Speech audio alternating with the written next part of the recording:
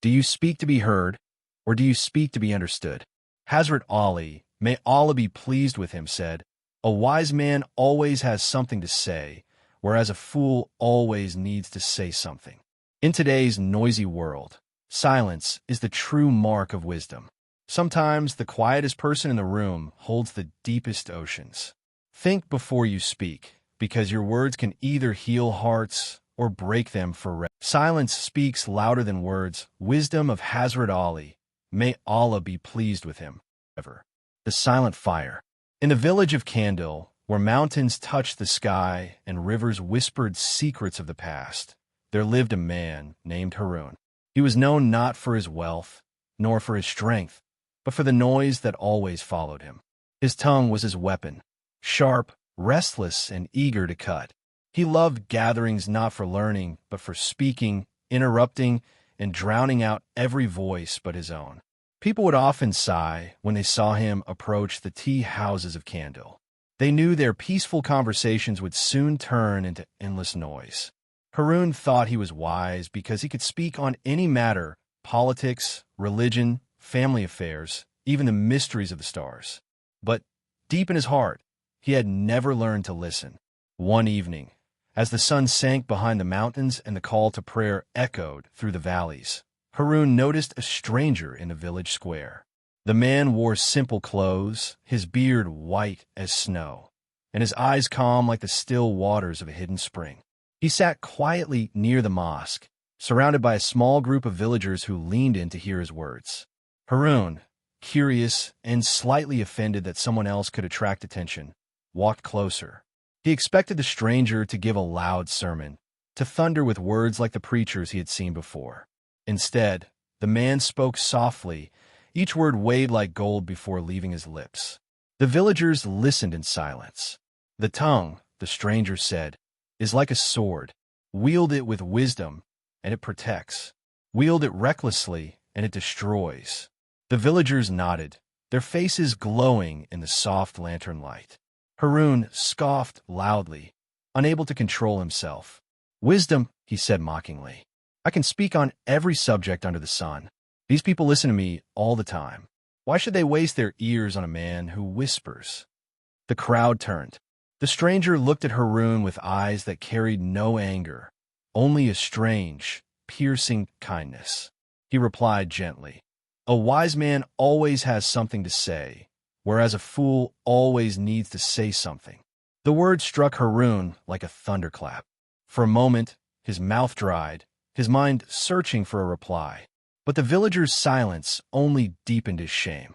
He forced a laugh, muttered something under his breath, and stormed away. Yet the stranger's words clung to him like shadows that refused to leave. That night, Harun lay awake, staring at the wooden beams above his bed. The stranger's sentence repeated in his mind like a haunting echo. A wise man always has something to say, whereas a fool always needs to say something. For the first time in his life, Harun felt the weight of silence pressing against him. His heart wrestled with his pride. Was he truly a fool?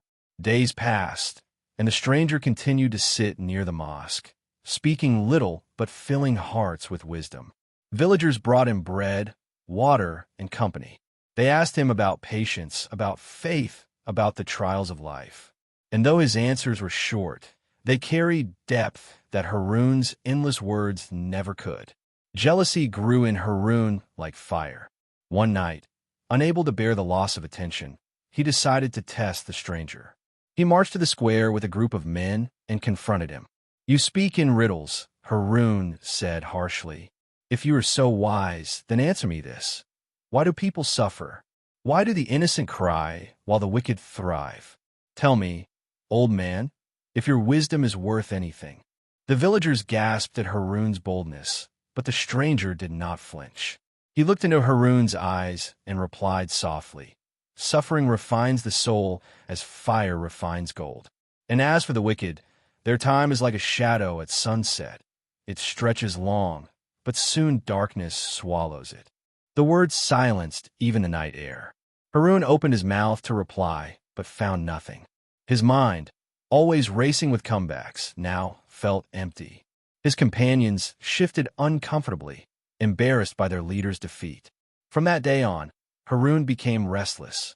He stopped going to tea houses, stopped boasting in the markets.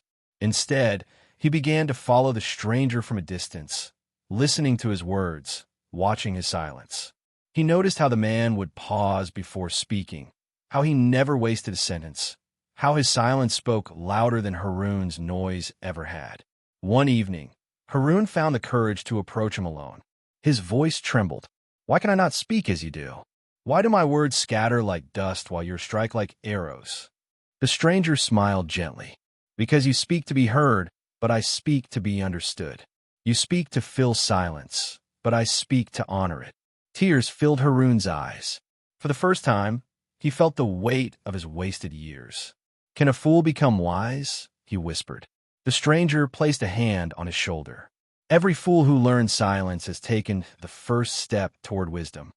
From that day forward, Harun changed. He forced himself to listen more than he spoke. When people gathered, he sat quietly, absorbing their words. At first, the villagers mocked him, saying, "Where is your endless river of talk, Harun? Has your tongue dried?" But over time, they noticed something new. When Harun finally spoke, his words carried meaning. His silence had taught him patience, and his patience had given his speech weight. Months later, when a stranger left the village, people wept. But Harun did not weep. He understood now.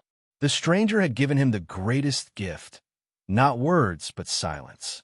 Years passed, and Harun grew old. The noisy young man was gone. In his place stood a man of calm wisdom, whose voice was rare but treasured. When children asked him about life, he would smile and say, "The tongue is a servant, not a master. Guard it well." And whenever people asked where he learned such wisdom, he would repeat the words that had once pierced his heart and rebuilt his soul. A wise man always has something to say, whereas a fool always needs to say something. Do you speak to be heard, or do you speak to be understood? Hazrat Ali, may Allah be pleased with him, said, "A wise man always has something to say, whereas a fool always needs to say something." In a world where everyone is shouting, silence has become the voice of wisdom. Sometimes the loudest person in the room is the most empty, and the quietest is the one carrying oceans within. My dear brothers and sisters, guard your tongue. Listen more, speak less, and let your words be light for others, not noise. Subscribe to Deen in Minute, where silence meets wisdom, and wisdom meets your heart.